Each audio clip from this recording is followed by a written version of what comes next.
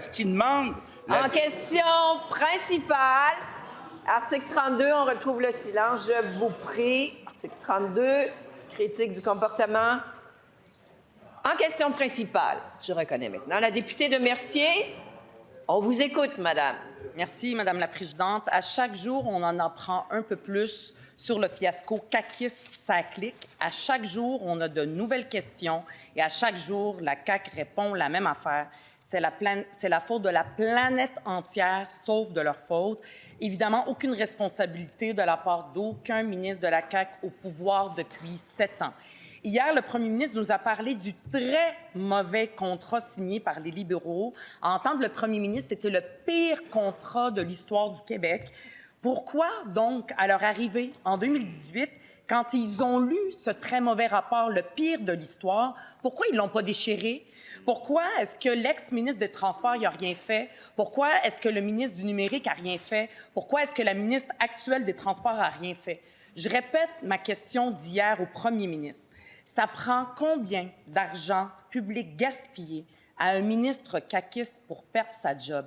Si 500 millions de dollars de l'argent des Québécois gaspillés, c'est pas assez, où est-ce qu'il place la barre? À 1 milliard, 1,5 milliard, 2 milliards, combien? La réponse du premier ministre. Madame la Présidente, je l'ai dit, ce qui est arrivé à la SAC, c'est très grave. On a un contrat qui avait été signé à 100 millions. Ça va nous coûter 1 milliard 100 millions. 500 millions de plus, Madame la Présidente. Or, que dit la vérificatrice générale? Elle dit dans les communications, ça ne faisait pas état des dépassements de coûts.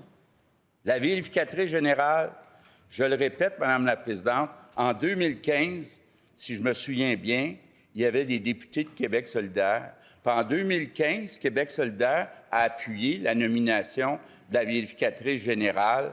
Est-ce que Québec solidaire, aujourd'hui, demande la démission de la vérificatrice générale?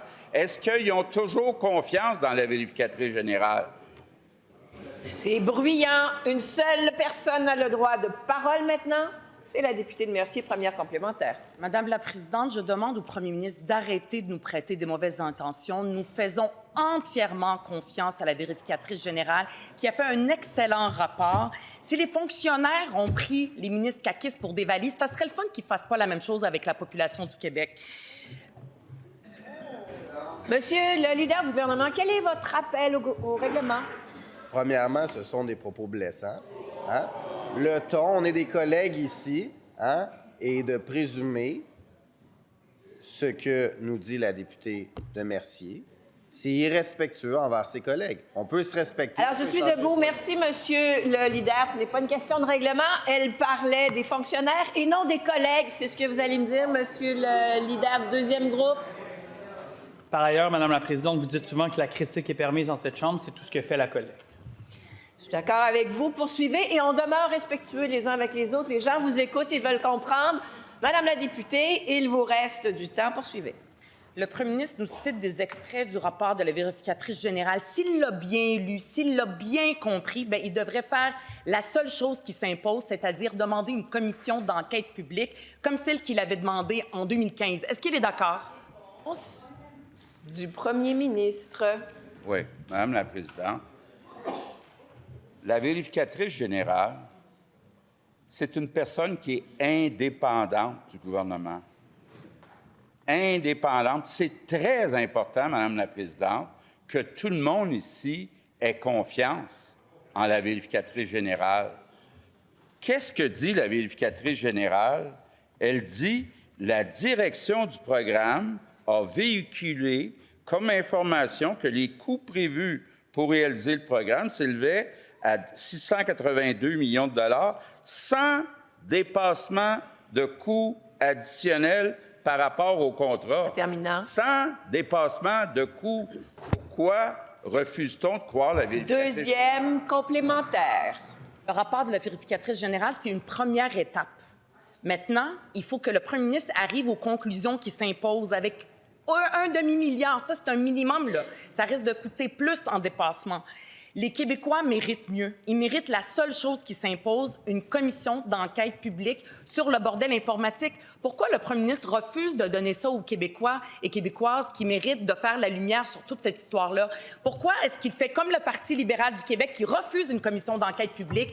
Madame la députée, je rappelle que ce que vous nous montrez, que je viens de voir, n'est pas un tableau, c'est un article de journal et ce n'est pas permis. La réponse? Madame la présidente, on est en train d'inventer à Québec solidaire une nouvelle façon de faire. À partir de maintenant, la vérificatrice générale qui est indépendante, ce n'est qu'une première étape. Donc, quand la vérificatrice générale dit les dépassements de coûts n'ont pas été mentionnés, c'est juste une première étape. On n'est pas obligé de la croire selon Québec solidaire. Madame la présidente, est-ce qu'on va commencer à dédoubler toutes les fonctions indépendantes comme la fonction de vérificatrice générale? Je sais que ça ne dérange pas Québec solidaire de dépenser, d'ajouter de la bureaucratie, puis de la bureaucratie. Moi, j'ai confiance à la vérificatrice.